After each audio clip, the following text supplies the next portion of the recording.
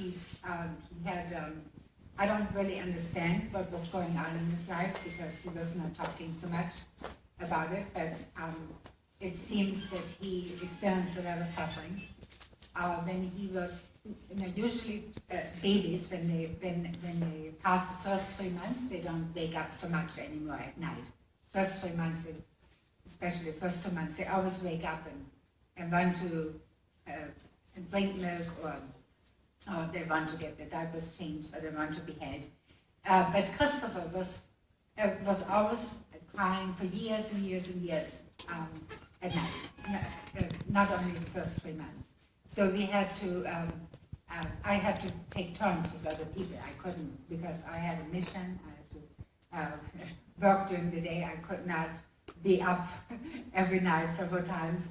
So there were some members of our church in Thailand who were helping me with taking care of him. And and also when he was old already, in elementary school or even in middle school, he always wanted the light on all night in his room, and he wanted somebody. I remember, I don't know, maybe until he was 10 or so, he had to go to a psychiatrist because they knew he had some problems, and he had some learning disability, and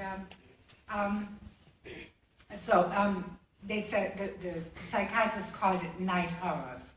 What my son had, not nightmares, night horrors. And so that means you don't remember. When you have night horrors, you don't remember what happened. You just had have traumatic experiences at night. So I think that's that's what I think, and some other people, that because he was the first child who was born in our church, first blessed child, was born in Thailand, that he had a very difficult cause, and nobody could really understand. And then later he had a very difficult life. He was not a happy child. At times when he was playing with his friends, he was happy, but in general he didn't have an easy life. So at first he was medicating himself because he was spiritually was suffering. Then he was medicating himself. Because he was in pain, physical pain. And when he was diagnosed with pancreatic cancer in 2011, he already had the cancer for 3 or 4 years in his system, the doctor said, but nobody knew. So he was always in pain. And then, of course, after 2011, he received the medication on a regular basis. So when he passed away in 2012, in our church, we always, when somebody passes away, a member passes away, we send an email to Champion Korea, which is a training center in our church where we have workshops. And it's kind of like a retreat, a center where people go to pray and attend lectures and climb a mountain and don't sleep very much. So it's very, very hard, physically and spiritually. I went there for 21 days in 2000, and at first I was crying a lot because physically it was so difficult, and then I was crying a lot because it was spiritually very difficult. But I really liked it all in all, and I want to go again after I retire, because I want to go for 40 days. And I can't do this right now, it's my job. Oh yes, the reason why we send an email to Champion is because there's always a liberation ceremony for everybody who passes away, and then they go to a workshop to learn about spirit world. Many people throughout history were very confused when they died, and many times they didn't even know that they were dead, and even if they knew, they didn't know what to do. They were so confused, even though somebody was showing them where they were supposed to stay. But so this is a very good very clear in our church. When somebody passes away, there's a ceremony, and then they go to a workshop. They have training about their new life. So then they don't have to be confused because it's very different in the physical and in the spiritual. So in Christopher's case, because he was so young when he passed away, he was 27, and he was not so developed spiritually. He was more like a teenager. Then I was told that I had to pray with a candle twice a day, special candle from Champion, for spiritual growth. And normally you're supposed to go to Champion and pick up the candle by yourself. They don't send it by mail.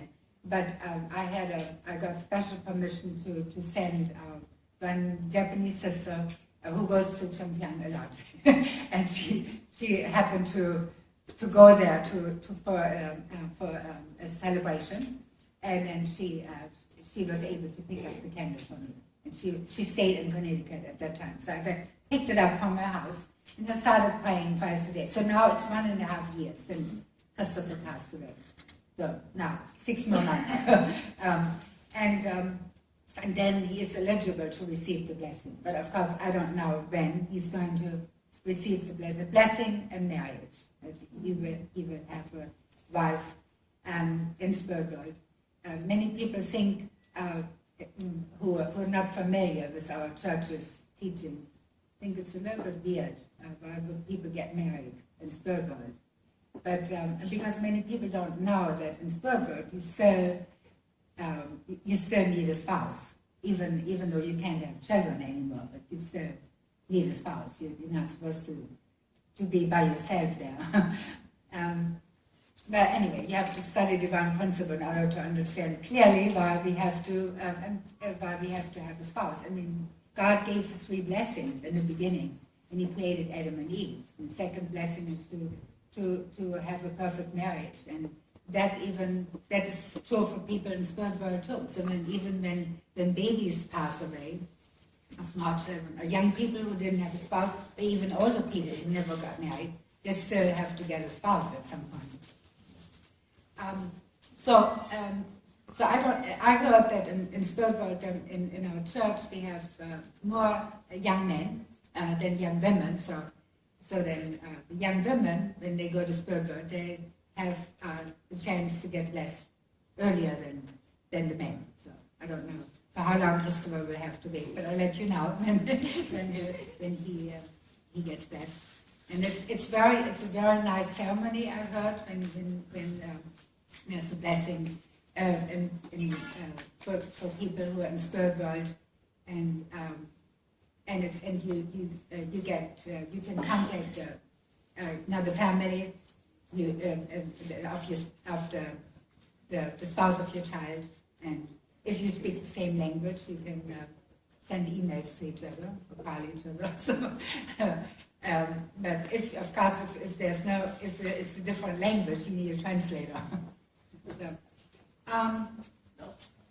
I had, after Christopher passed away, a short time after he passed away, I had a dream of him when he was a child. He was about 10 years old, and he looked very handsome, and he was wearing gray stretch pants, like jogging pants, and he looked so cute, and I wanted to tell him that I loved him, and the dream was over already, but I told him many times after he went to Spirit that I love him, so he knows. And before I told him, of course. And then I went to see a spiritualist close to my home a few months after Christopher passed away. And she said, "Don't tell me anything about your son, because I want you to know that what I'm saying is true. I'm receiving these news from Spirit World." She said, when before your son passed away, there were 3 spirits waiting for him in the bedroom. He was telling her, Christopher was telling the spiritualist.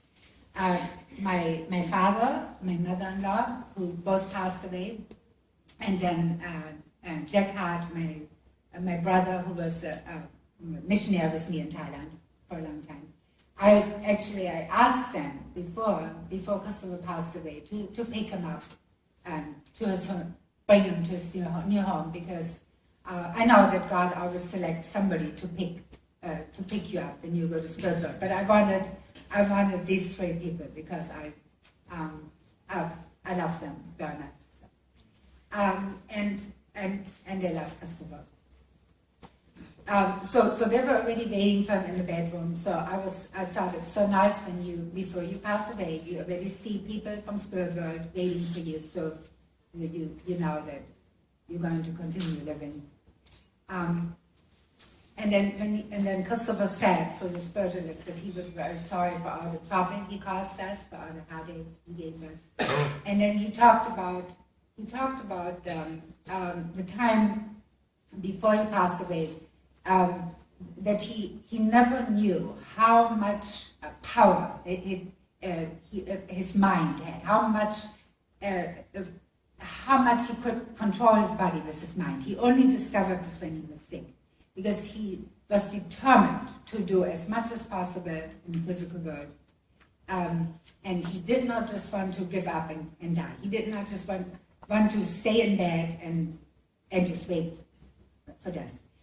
Because I heard before, when you have cancer, everybody's different obviously, but and you cannot eat anymore, not so much anymore, so you don't have the strength to walk around anymore, so you might be in bed for a few months or for a few weeks at least. But Christopher never did this. He was in bed sometimes for a day, and then he got up again.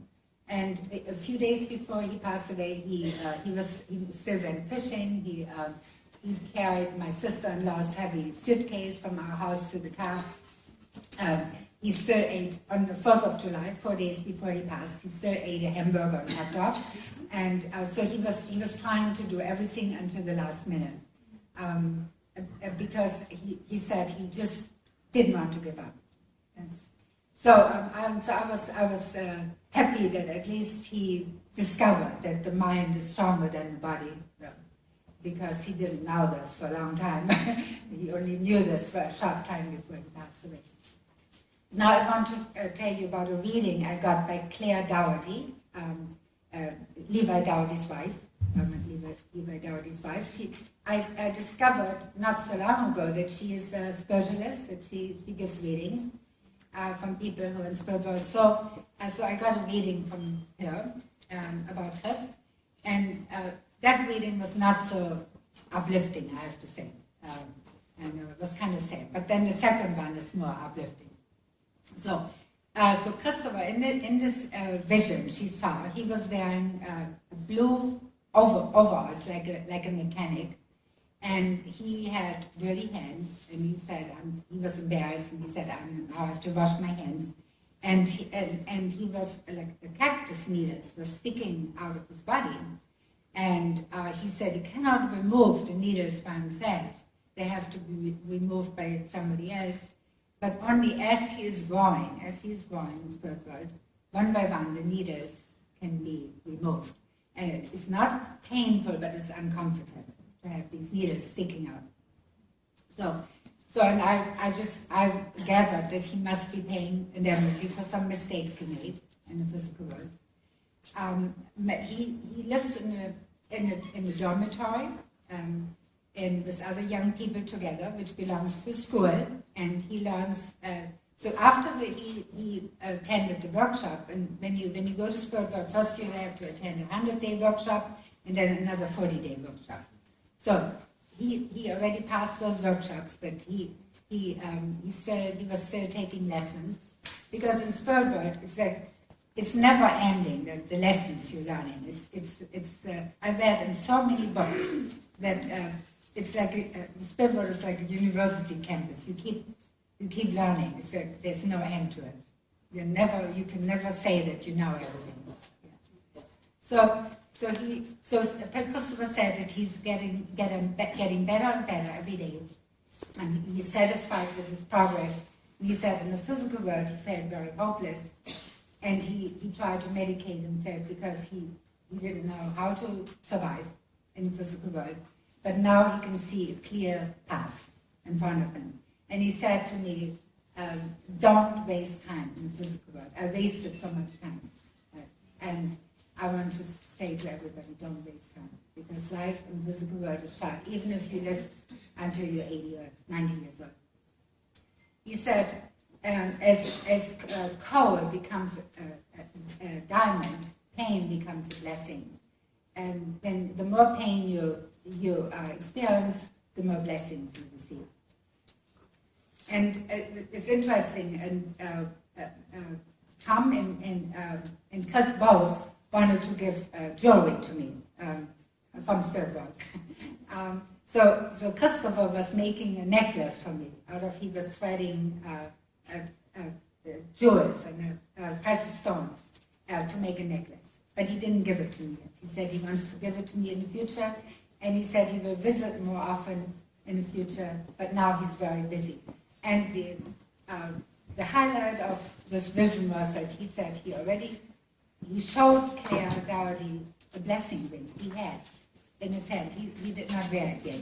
He said he was waiting for the blessing. He knew he was not ready yet, but he kept it. He kept it in his pocket, the blessing ring. So he was waiting for it. So this is about Chris. Now about a little bit more about Chris later. Now about Tom. The sun was shining on the highway, and first she saw only the highway. Then she saw Tom and Chris walking together on the highway. There were no cars, just the two of them, and Chris looked like a boy again. He looked like a boy, like in my dream. I thought it's interesting. And in Spirit World, you can go back in time. When you made a mistake at some age, you can go back to that age and you can restore your mistake. Because I don't really understand it, because I didn't go to Spirit World yet, but that's what I got. And now Tom and Chris are making up for lost time in a father-son relationship. And, because Tom always felt bad that he didn't spend enough time with us because he was always working to provide for the family. And Chris follows Tom everywhere. Claire said he walking hand in hand. He goes everywhere with Tom, and he seems so happy that Tom is there. So from the first vision, I gathered that Chris was kind of lonely, even though he was living with other young people there and in a dormitory, but now he spends a lot of time with Tom, and they go witnessing together. And I thought it's interesting because when I wanted to go witnessing with Tom from door to door, he was not very excited. He said, "Oh, you just go by yourself." But now he wanted to. He witnessed to his colleagues, and then he brought them home, and he said, "You talk to them. You talk to them about our church." But he didn't really want to talk directly about our church. But now in Spirit World, he goes witnessing from door to door to with us together.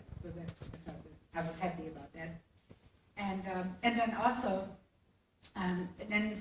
Claire saw a vision where there was a younger girl who was with Chris.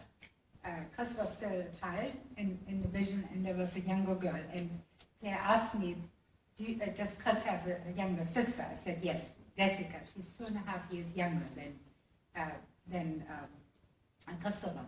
And Christopher said that he knows he hasn't been a good brother to his sisters. He has one older sister, who's 1 year older, and a Jessie. And he hasn't been a good brother. He was very domineering and always told them what to do. And if you don't do this, I smack you. And he thought, I want to watch this channel, and I want to use the computer now, and you leave now. So anyway, now he feels he's looking back at his life, and he wants to restore all the mistakes he made. And so in the vision he was playing with his sister, with Jessica.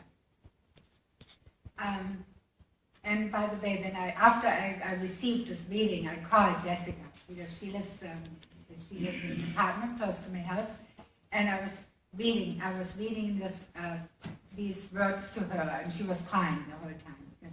So because she misses her brother, she misses her dad. And she believed that what I was feeling.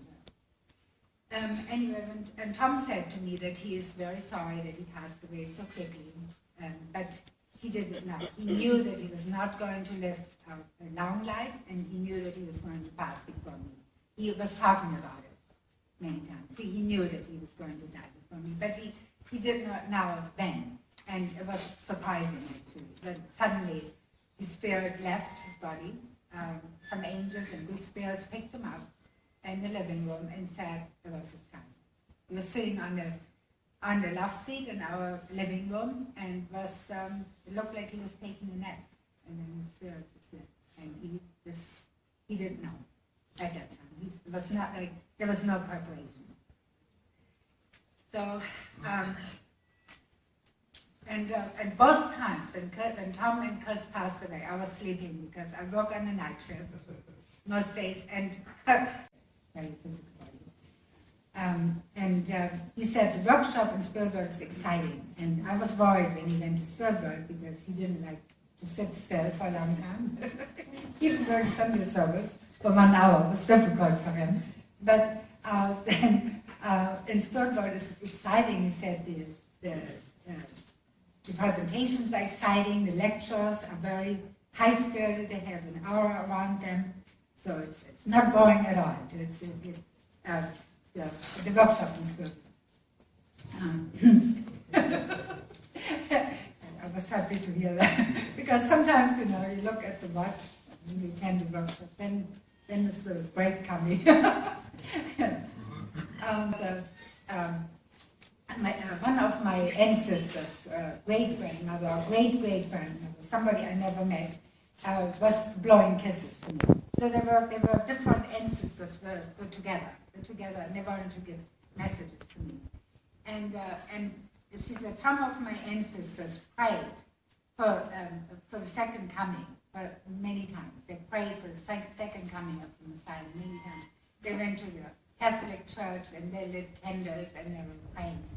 And they were so happy. They said they were so happy that Tom and I were able to meet together. And then in Plesset there were some widows, some women were dressed in black, and they were widows in the past, and they said they can understand my heart because they lost their husbands also, but they lost them when their children were younger. They lost their husbands. Tom is honored as a heavenly soldier by our ancestors, they said. And then at the end of the vision, he wanted to give gifts to everybody in our family. And it's interesting, he also wanted to give me a diamond.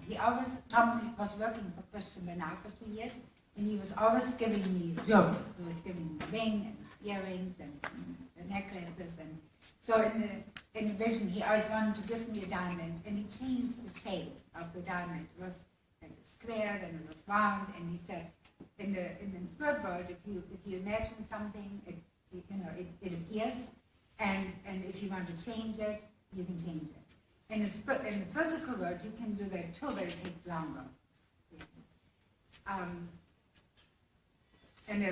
And then he gave a kitten to Jessica, and because Jessie brought many stray kittens to our house over the years, and he gave potpourri to Becky. It's dried flowers, and Becky really likes dried flowers. And then he gave a knife to Patrick, and he said, use the knife for good purpose, and use your talents. Use your talents for good purpose. So these were our spiritual gifts. So they were not physically in our house.